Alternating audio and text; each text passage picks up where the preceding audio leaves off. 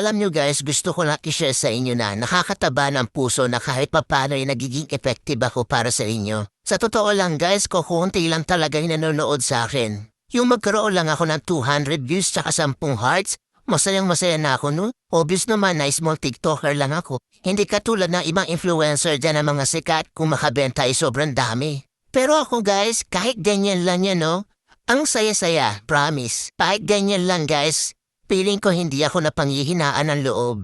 Kumbaga, tuloy-tuloy lang, enjoy lang sa TikTok. Sana naman sa mga mahilig mag-check out dyan, sana lang ma-appreciate nyo din kami mga small TikToker na gumagawa ng mga original content.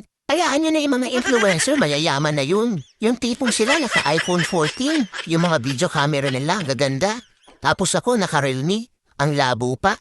Support nyo naman ako guys as a small TikToker dito na gumagawa ng original content.